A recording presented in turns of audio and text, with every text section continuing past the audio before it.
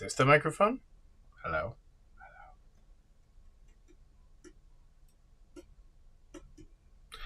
I kind of think this is the microphone.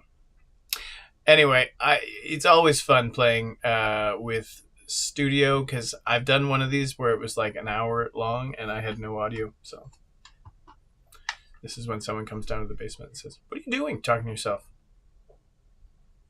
Why didn't you close the door? We can hear you talking upstairs." Happy Halloween, everybody. I kind of feel like I should stop this and see if it actually worked and then start over. But then I have to do something. But what if can I do this? Can I? Someone's in my room. Yeah, someone just came down to listen to me what I'm doing. But what's this? And then start it over. But then I have to do something. But what if can I do this? It sounds good. Anyway, I'm just listening to myself. That's pretty fun. Anyway, so I'm going to try and get the camera. What if I do this? If I do this, zoom in, and then we pause it there. We're going to pause it. There we go. That's better. See, I'm on the fly. I haven't done this in a long time. So I just wanted to... Oh my gosh. It's so meta. I gotta stop doing that. So, hey, everybody, it's Halloween. Thanks for getting through that first 2 minutes. We're going to do some sort of building activity today or just talk. It is Halloween. This is my Halloween shirt from now on. We just wrapped up Brixplosion. Brixplosion is the Halifax, the Atlantic Canada Lego event. I am Sean McLeod of Hfx Brx. Hfx Brx is the organizer of Brixplosion. Brixplosion is the premier event for the Marilug Maritime Lego User Group, which I am the ambassador for. Former VP, former event coordinator, former all these other things. Anyway, but yes, the event is tied directly to Marilug because without Marilug there would be no event because there'd be no builders. At least in the first couple of years. Basically, Marilug year 1 and year 2 were the only people that showed up. We did have James, who came all the way from Viclug. Viclug is like Victoria, like Vancouver Island, kind of like end of the world. He drove all the way across the country with a giant truck full of Lego. That was year 2. We also had Jen the Brick Chick, who came year 2. She brought her vending space from all across the table. Sorry, it's now October. It's almost November, so it's toque weather for me because I'm bald. And when you're bald, your head gets really cold. So now I'm trying to get back into the style of wearing a toque. But anyway, so Brixplosion, Marilug. It was an amazing success this year. We had 53 insiders or AFOLs register for the show. Not all of them were AFOLs. Some of them were KFOLs, youth YFOLs, YIFLs.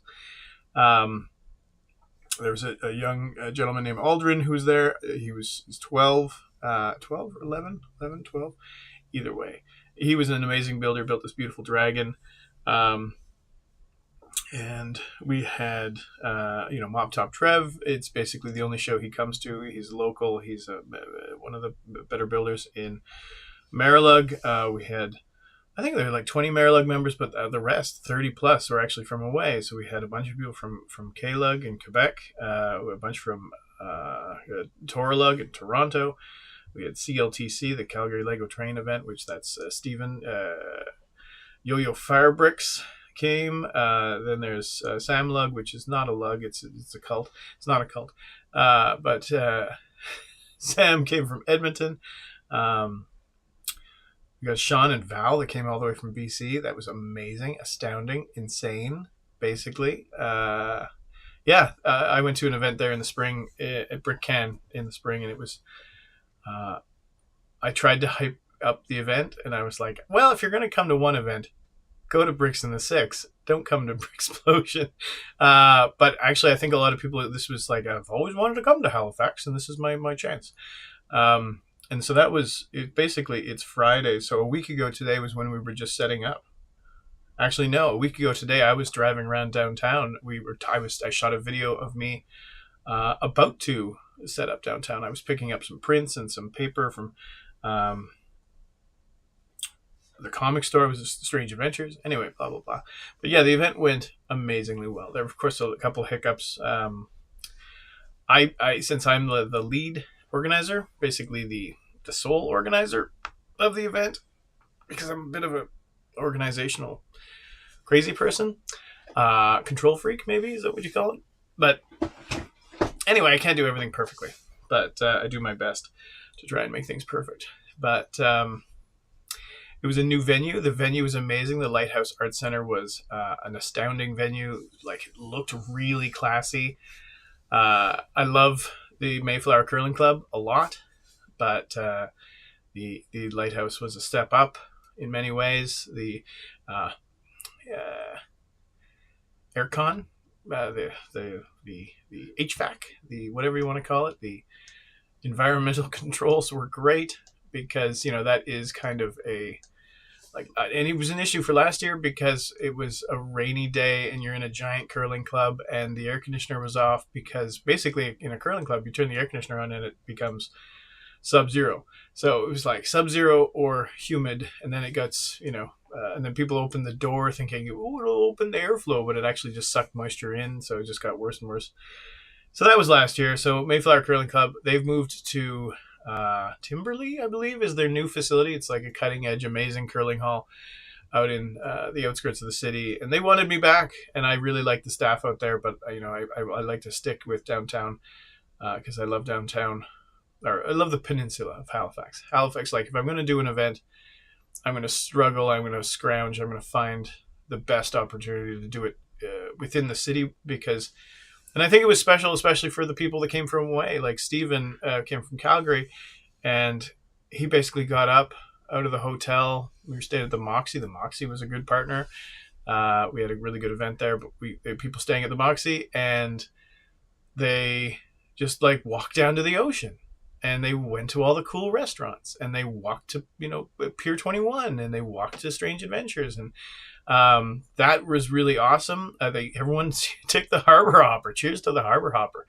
They also hooked us up with a little bit of a discount for the event. Really appreciative. I don't know if I've actually shown off the Harbor Hopper, but this was one of the Holdfast brick kits that came out very recently. You can get it at the Harbor Hopper shop. Yeah, like it was downtown, and I think that's like people are kind of come from Edmonton or Calgary or Vancouver or Toronto. They want to be downtown. They don't necessarily want to be in like other people are like, we should do it in Truro. There's a really good hall in Truro. It's a great price. I was like, I want it downtown.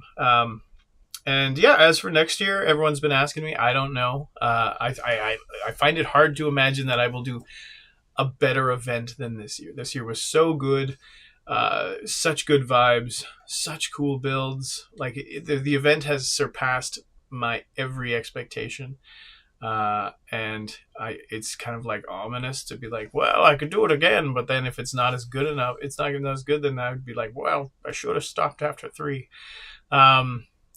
But clearly people liked it. It was fun. It's definitely more of a relaxed, it's a show. It's a really glorified expo is what it is. It's not really a convention per se. Conventions in the Lego community, conventions anywhere, it's like there's learning opportunities, there's workshops, there's talks, there's presentations, there's all these things that make it more, right? And then, but for those, usually you're paying $100 plus. Like I think like Bricks in the Six is quite affordable, and if you get at the early bird, it's like $90 to go. But I think Brick World Chicago is like $160 American dollars to go to, but it's 5 days, but it's like basically $200 Canadian to participate in workshops. And like I think hanging out is the best part of a fan event, of some like hanging out with these people. I think the people of Marilug finally got exposed to what I've been exposed to when I go to Bricks in the Six, when I go to Brick World, when I go to these places, because there's such great personalities in the community that yeah, it's just awesome to hang out with people. There's all these there's a huge history, and Canadians are big part of that history. And there were some really great Canadian builders that came. We were all Canadian. We didn't have any Americans, but like just getting Stephen to come, who for 10 years has been doing the B-Boys, the AFOBs, AFOB Life out in Vancouver. And then he gets to come back, and he brought, a hint, really good costume. There was just some like good stories telling, and Graham Diamond from Toronto, who runs Bricks in the Six. It was an honor to have him come. I know he's really, really busy. And Simon, his office manager or studio manager, came and like really helped out, picked up, like literally showed up, didn't even say hi, and was moving boxes before I got to see them. So really special to see all these people and all these people from across Canada. And for all the people from Marilug who haven't been to events from away, this was really their first exposure to like a bunch of really awesome, fun people that came maybe because I tricked them and said, come to Halifax, it's going to be great. But yeah, it was such a good weekend. And then, like, Sophia's Friday was set up. So a week ago today was set up. Saturday morning, we opened the doors. There was tons of people. The tickets kept selling the entire time. It ended up being all Saturday, all 3 sessions sold out, which was a huge number for me. And then Sunday was, a little bit more relaxed, but there were still a ton of sales. Like, I think we sold 100 tickets in the last hour before the whatever, how the cutoff is. Basically, it's like, you can buy tickets up until an hour before the show or right until the show starts. And then we even let people buy tickets basically on the spot. Yeah, it was really good. So we had 2,800 people plus the 53. So there was like 2,850 is what the number I'm saying is how many people we got. Which I think Bricks in the Six is around 6,000 people. That's the Toronto show. And then Brickomania, which is the K-Lug, the lead show from K-Lug, it had like 3,000 people, and now I think we're technically in third place for the number of visitors, either with 2,800 or 2,850. I think we're solidly in third place, which is pretty great. There's a ton of other really great events all across Canada. Tom, the guy that runs True North Bricks, so if you go to truenorthbricks.com or just Google True North Bricks, he's a Canadian kind of Lego fan journalist. Does a lot of photography, does a lot of set reviews, does a lot of kind of fun content. He's got a list on his site of most of the events that happen across kind of the country. Everyone needs to feed him more events. I also have a really short shoulder for moving stuff. I haven't even talked about the IWK, but Brixplosion was a pretty amazing event. I'm really happy. And I actually wanted to do some building today, but I don't really know if you want to look at my face or if you want to look at because I used to have like a multi-camera setup. I could log in with my phone and then be like, here's this camera angle and this camera angle. But maybe I'll try and switch it back and forth. There was a way. It's been a while since I've actually done anything with a camera. I just was sitting here going, I need to rebuild this because Sam Malberg from Edmonton, who's not in a lug, who's not in a cult, he's actually going to start a new lug. I think it's the best one ever. The Saskatchewan, Alberta, Manitoba lug. Anyway, we did tradesies. So he's been eyeballing. It was kind of funny. When you build something, you're like, is anyone going to get this? Like, there's some pretty obscure things. And then there's, like, anyway, especially when it's regional. Those are not what I need. Like, regional things are kind of fun. Like, imagine if you're in the Arctic. I think maybe my son and his friends are over for lunch. That's what's going on. I think, like, if you're in the Arctic and you know, there's a famous local artist, and you're like, I'm going to make a Lego build based on this photo. Anyway, so here I am in Nova Scotia, and Maud Lewis isn't a nobody, but Maud Lewis is probably most famous in Nova Scotia. Maud Lewis being a folk artist from Digby County, And so there should be 4 of these. Yeah, Digby County. And sorry, I'm just trying to figure out a screen. How do I do this? I'm going to try and shrink it. That seems reasonable. Can I hide these things? Can I hide my palette? Whatever, I'll figure it out. So I'm going to build. So anyway, so I built this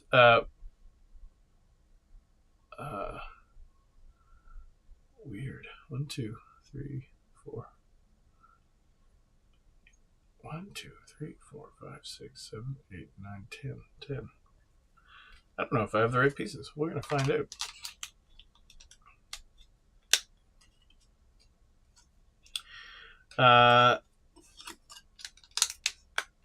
Yeah, gosh. I'm sure I have maybe the right pieces. We're gonna find out. No, I don't think I do. That's pretty funny. I'm gonna have to find a solution for this, but all will be well. Oh, actually, I could do this. Sorry. So anyway, blah blah blah. Long story. I love getting distracted. This is why I don't talk and do live streams, because it's really hard. Like, I don't know how. I guess other people have fans. And so they actually have people watching. So then there's like a discussion going on back and forth behind the scenes of like, I'm going to talk to my fans while they are working. And I'm actually amazed. Like, I watched Brick and Nick. So I'm going to get back to the original story. But I've been watching Brick and Nick. And the amount of work that he does to engage, I don't know, he's got like 3 monitors set up on his computer here. I was actually in Nick's studio not too long ago. But anyway, so I made this a mock of Maud Lewis artwork and brought it to Brick Can in the spring and put it on display. And within, I don't know, 2 seconds, Sam comes running up, and Sam's pal Allie comes running up. Oh, Maud Lewis, that looks so cool. And I was like, that's weird. I didn't expect that anyone would care or even notice or anything, because it's Maud Lewis. But I think it's really charming that Maud Lewis has kind of a universal appeal. So what happened was that Sam saw it in the spring and he immediately pined for it. And then I said, no, it's the first time I've shown it. I need to show it at a couple more things. And then he came all the way to Halifax for this Brixplosion thing, and he's like, we're doing tradesies. And I said, yeah, totally. You love this piece. You deserve it. It's great. And then I realized, oh, shoot, I was going to bring it to Bricks and the Six. So he has it now, and it's in Edmonton. So he can have it. But I know that somewhere in my collection, I had enough parts to make another one.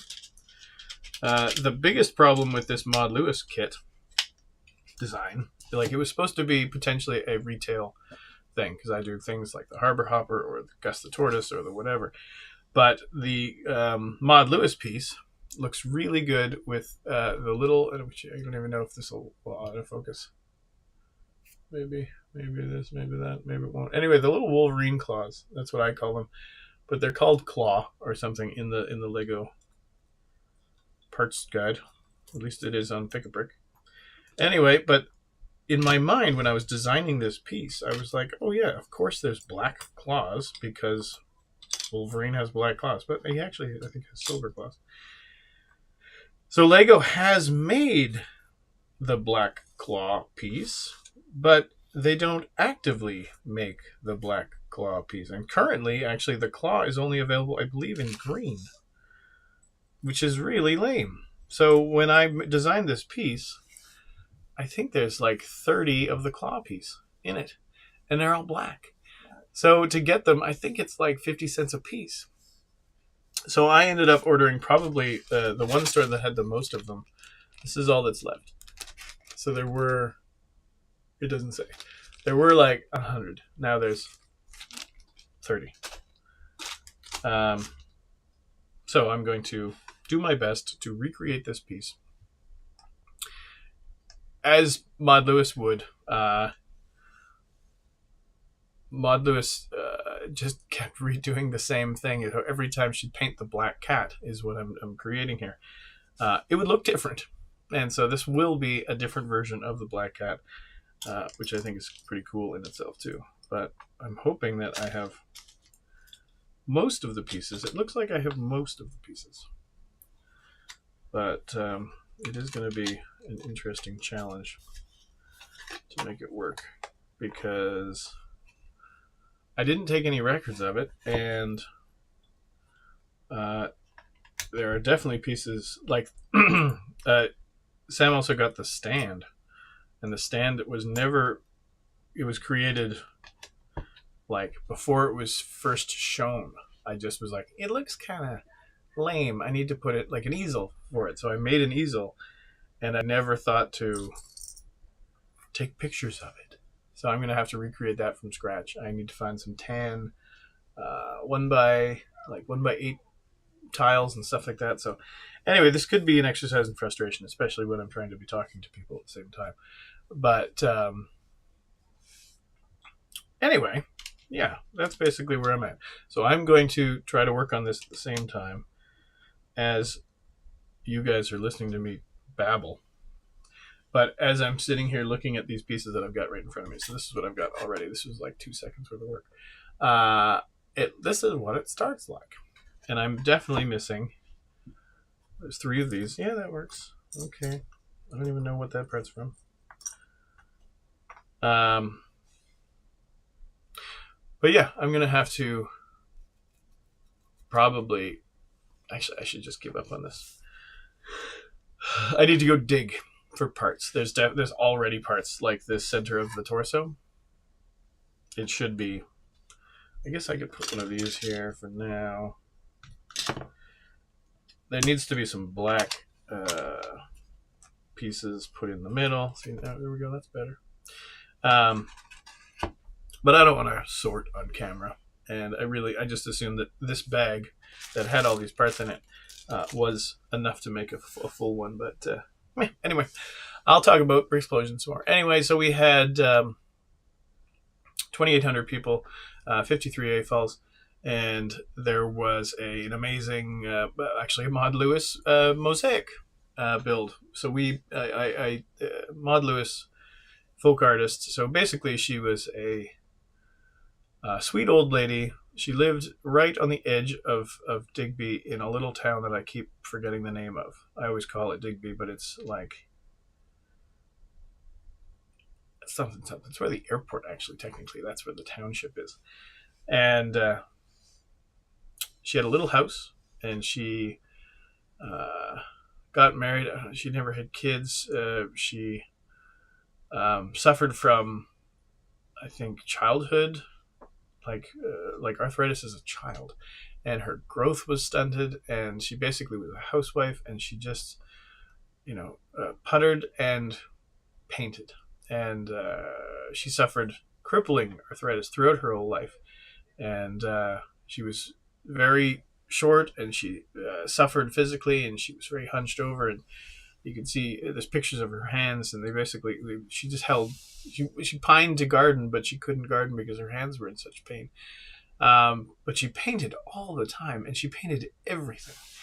And if you come to Halifax, you can go to the Art Gallery of Nova Scotia, and you can see they took apart her house, and they lifted it up, and then they reconstructed it in the Art Gallery of Nova Scotia. So the inside of her house, every square inch is painted. The staircase, the fridge, everything, and it's a sight to see.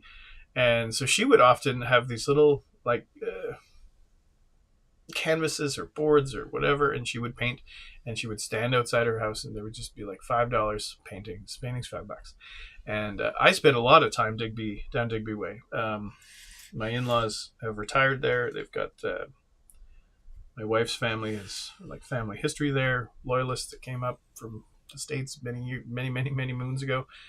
And but yeah, everyone was kind of around in the 70s, and they were just buying paintings from Maud for $5, and everyone seems to have a couple in their house, and they're just kind of around because she was a sweet lady, and she painted pretty flowers and cats and scenes. Anyway, she didn't necessarily travel much, but at some point in her youth, she would have gone to Sandy Cove, and so there's these scenes of there's these scenes that are recreated, and it's often like Sandy Cove, and it's these Sandy Cove. It's a cove, but it's very much a big bowl of a cove. Like, so you're coming down like the old highway, now it's the modern highway. Oh, my screen's gonna. Let's see if I can do that again. I'll just do this, and then I'll say stop where you are, and I'll back up. I can't use my hands. Yeah, so it's a cove, right? And so there's these scenes of like cows and or skiers on like the foreground, and then the background is this cove scene. And then you can see, so it's obviously water, and then there's St. Margaret's Bay, which is just on the other side of Digby. So on one end of the Digby Neck is a stick of land that sticks out between basically Nova Scotia and New Brunswick. But so on one side is the Bay of Fundy. So then you go past the Bay of Fundy, you end up in New Brunswick. But on the other side is St. Margaret's Bay. But you can see mainland Nova Scotia. You can see Weymouth, and you can see all that kind of the French shore. So yeah, Maud's paintings had this scene that was kind of looking out towards St. Margaret's Bay, that was looking out towards like Weymouth Way. And it didn't click with me for a long time. And I was out for dinner with my in-laws at a little like Italian restaurant in Sandy Cove on the Digby Neck. And I went to the bathroom, and right outside the bathroom, I think was a hooked rug, or a replica painting. I can't remember what it was, but it was Sandy Cove. And I was like, oh my gosh, that's like, huh? And I was set back, and I thought it was a special thing. And everyone's like, no. Like, tons of her paintings are that kind of scene. There's different winter ones, and then there's like the one that we did, the mosaic we did, is just a cattle horse-drawn cart pulling hay, and I don't know. It speaks to me in many ways. I've been spending a lot of time in Digby Neck and in Sandy Cove specifically. We're staying at a family friend's house, and it's the only one left with an old cattle barn. And inside the cattle barn, there's still stalls for the cows, and there's still old hay that's been there for like 50 years. It just kind of was left there, and no one's bothered to clean it up because it's a lot of work. So I can kind of, in my brain, kind of go back 50 years, 60 years, 70 years, and, imagine Maud just, on a drive or something, coming out to Sandy Cove, sitting there and just having this mental image of, yeah, this is where it is, and then going back to her house and then painting and painting and painting.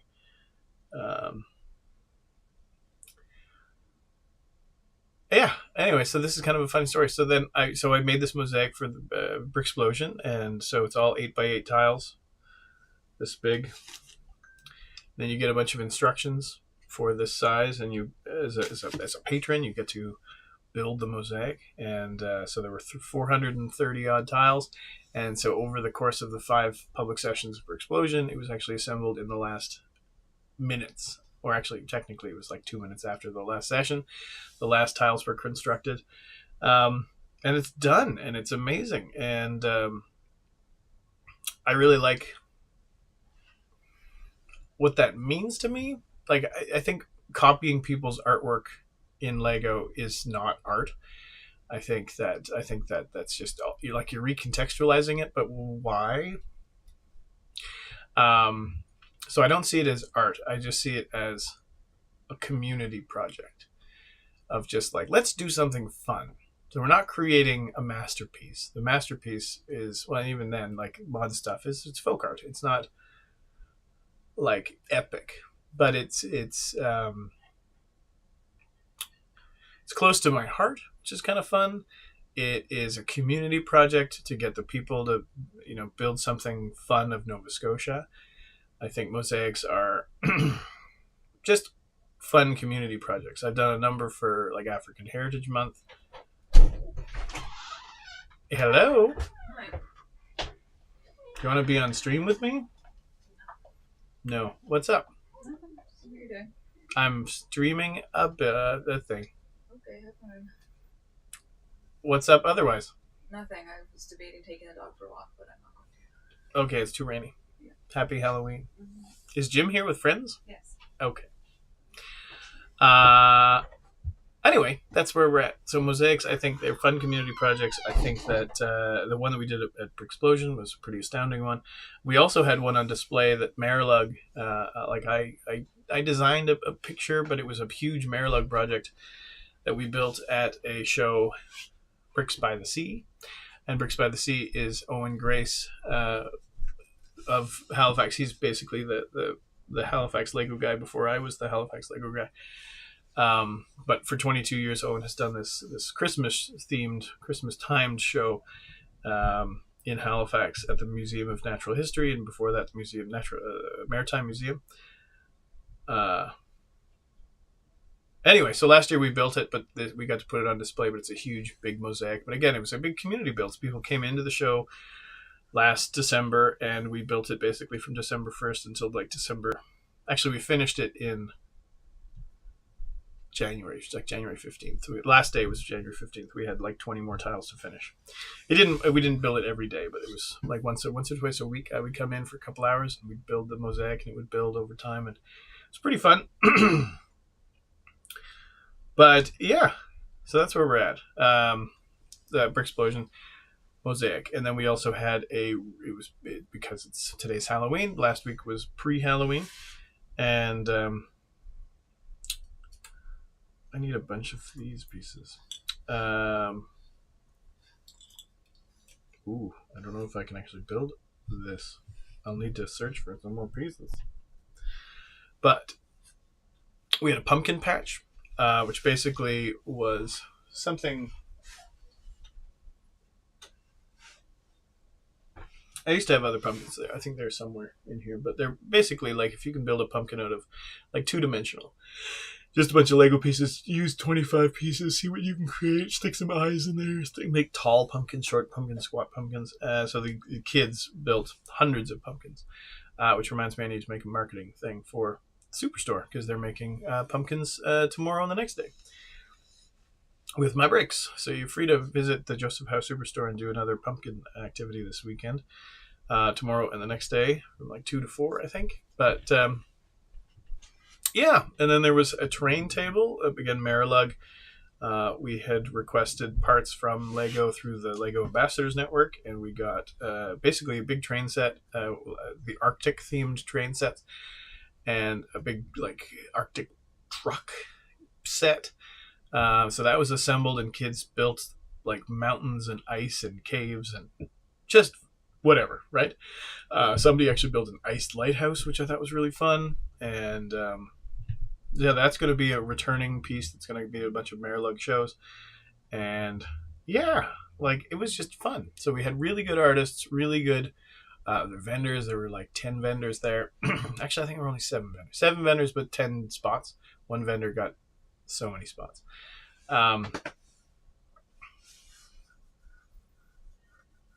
Yeah, it was just a fun weekend. Good vibes from everybody. Friday night was a stressful setup, but it all worked beautifully, except for a few things.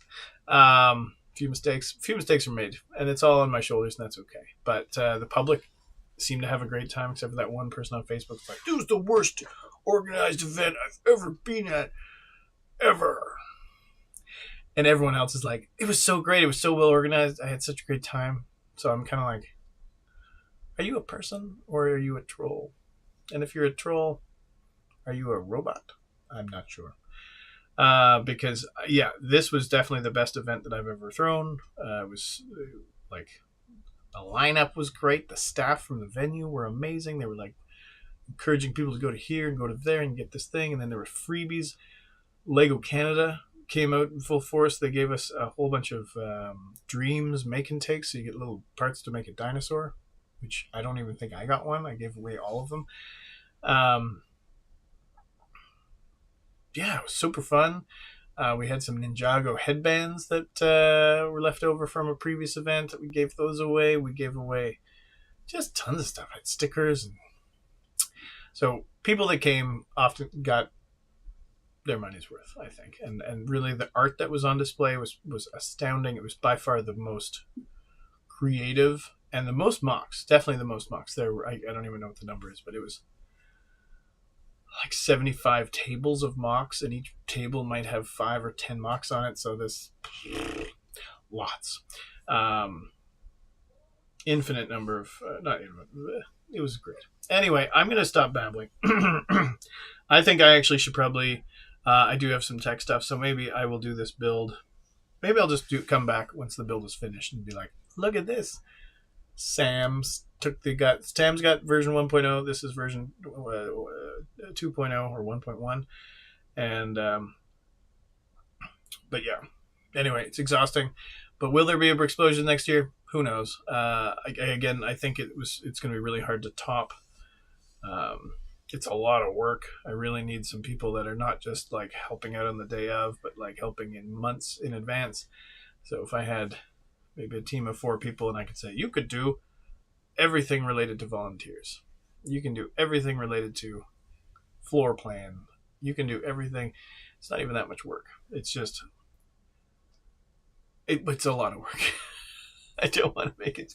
I think if I divide up the tasks individually, it's like, oh, that's only 25 hours of work, and that's only 40 hours of work. And, one person over a number of months can easily, it's like an hour a week. It'd be easy. But when you're doing it all yourself, it's like 10 hours a week, every week for months and months and months before. And then you're like, I have time to do other things, like parent and be a husband and things. So anyway, happy Halloween. I'm going to work on this thing. I got to dig through some parts, find some more things, but I'll try to show it. Everyone should build a Halloween build today. Maybe I'll do that. Maybe I'll come back and build a Halloween build. But I'm going to work on finding more parts for this first. So on that note, we'll see you soon. Maybe I'll be a streaming guy now. I'm going to do streams all the time, and you're going to be like, God, this guy's annoying. He just talks and talks and talks. It's easier when you have something to say, but when you have nothing to say, it's no fun. Hey, 2 views. Thanks, 2 viewers. I think you will. So I'll let you go. Have a good day. 37 minutes in. No frames dropped. 60 frames a second. It's amazing. I love this camera.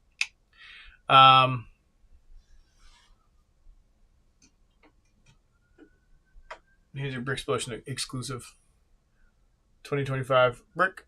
If anybody needs one, I've got a few. And yeah, have a good day. Happy Halloween. Keep on bricking. Building communities from here to there.